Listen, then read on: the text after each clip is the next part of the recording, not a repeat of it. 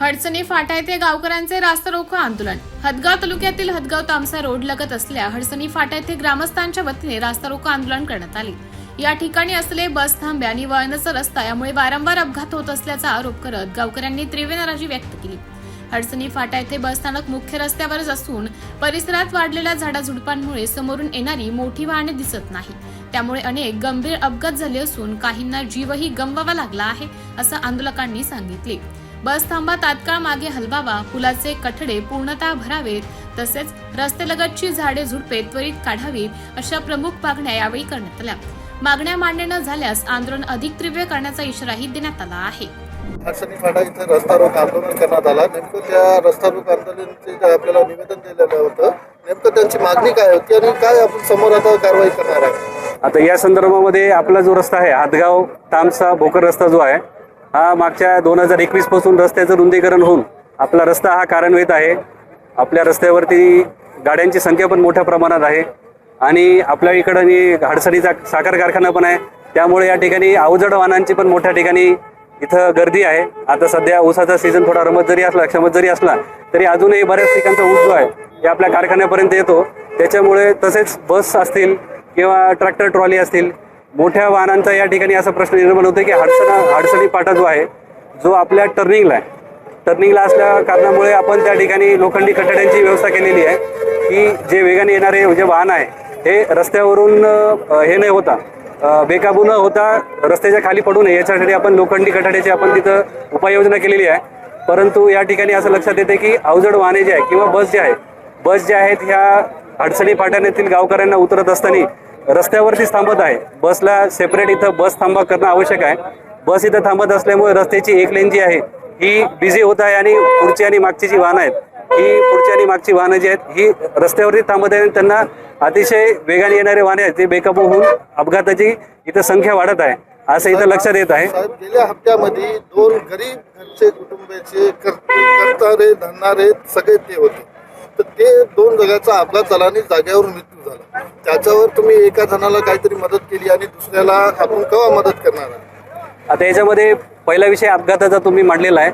या ठिकाणी जो काय अपघात झालेला आहे, जसं मला इथं उपस्थित असलेल्या सर्व गावकरी मंडळींनी आणि स्वतः प्रल्हाद पाटलांनी मला याच्यामध्ये माहिती सांगितलेली आहे की अशा प्रकारे अपघात झालेला आहे।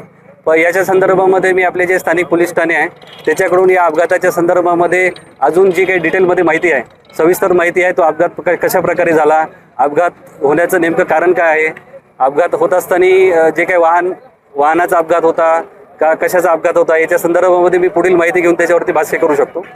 दुसरा विषय याच्यामध्ये मदत करणार आहेत आता याच्या संदर्भामध्ये दुसरा विषय जो आहे अपघात झाला असल्या कारणाने जी लोकांची दुखापत झालेली असेल किंवा जे लोक मृत पावलेले असतील तर आता याच्या संदर्भामध्ये मी एक सहानुभूतीपर जे काही एक स्थानिक क्षेत्रीय इथं काम करत असताना एक सहानुभूतीपर म्हणून मी आमचे सार्वजनिक बांधकाम विभागामार्फत जे कोणी हे असतील त्यांना फुलाची पाकळी अशी जी काही माझ्याकडून मदत होऊ शकते माझ्या वैयक्तिक स्तरावरती आणि आमच्या विभाग स्तरावरती मी ती केलेली आहे।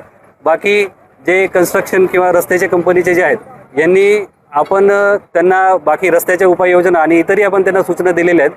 आता त्यांनी जी मदत करणार आहेत नाही करणार आहेत याच्या संदर्भामध्ये सध्या माझ्याकडे कुठल्याही प्रकारची माहिती उपलब्ध नाही, तरी मी एक इथं स्थानिक प्रतिनिधी आपल्या डिपार्टमेंटचा प्रतिनिधी म्हणून आपला जो काही हे आहे जो मेसेज आहे आणि जो काय आपला निरोप आहे हा त्यांच्यापर्यंत मी पोहोचवेल आणि त्या लोकांना काय मदत करता येऊ शकते याच्याबद्दल मी त्यांना निरोप देऊ शकतो। आंदोलन केलं, नेमकं आपली मागणी काय होती आणि साहेब लोक आलेले आहेत, आपल्याला काय आश्वासन देण्यात आलं? मी एका वर्षापूर्वी आमच्या इथले ॲक्सिडेंट झाला होता त्या वेळेस निवेदन दिलं होतं अरुंद पूल आहेत आणि त्याला संरक्षण कठडे नाहीत साईडच्या 3 फुटाच्या पट्टीमध्ये, ते उपाययोजना आखल्या नाहीत आणि हडसणी फाटा येथे ॲक्सिडेंट होत आहेत।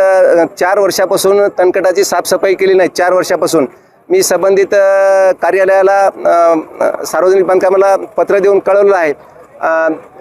हदगावकडून येणारी एसटी अर्ध्या रोडवर थांबून शाळेतले विद्यार्थी उतरत आहेत आणि अपघाताला सामोरे जात आहेत। तामसाकडून येणारं वाहन इथल्या झाडझुडपामुळं आणि निवाऱ्यामुळं तामशाकडल्या वाहनाला काही या हडसणी फाट्यावरचा माणूस किंवा पॅसेंजर दिसत नाही, त्यांच्यामुळं ॲक्सिडेंट वाढला आहे. सर्वस्वी जबाबदार सार्वजनिक बांधकाम आहे.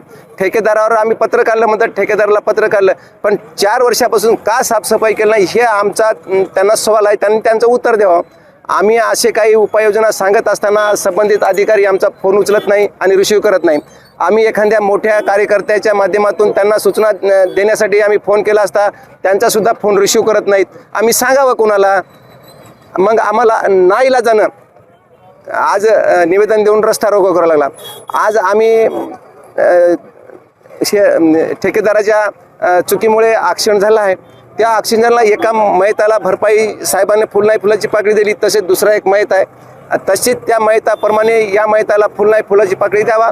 आमचं काही हरकत नाही. आणि 10 दिवसात ते म्हणतात या कॉन्ट्रॅक्टदाराकडून साहेबांनी जे आता म्हणले आम्ही फुल नाही फुलाची पाकळी त्यांना त्यांच्या माध्यमातून ठेकेदाराकडून देऊ, पण त्यांच्याकडूनही द्या आणि तुमच्याकडूनही द्या. तुमच्या चुकीमुळे झालं आहे, तुम्ही त्या ठेकेदारावर वास ठेवला नाही आणि त्याच्यावर नजर ठेवली नाही, का साफसफाई केली नाही म्हणून. हे पहिली सार्वजनिक बांधकामाची चूक आहे, मी ठामपणे सांगतो आणि केव्हा बी सांगू शकतो. आणि संरक्षण कठडे पलीकडले आहेत, ते रोडवर लावल्यात. 5 वर्षामध्ये कधी साफ का केले नाहीत? कंपनी नाही, KTL कंपनी आहे म्हणतात, पण त्यांनी या सार्वजनिक बांधकामाने लक्ष केलं नाही. रोडवर कठडे रवलेत, कशामुळे रवलेत त्यांनी त्याची चौकशी केलेली नाही. सर्वस्वी जबाबदार सार्वजनिक बांधकाम आणि ठेकेदार आहे. लोकनायक न्यूजसाठी प्रतिनिधी देवानंद महाजन. लोकनायक न्यूज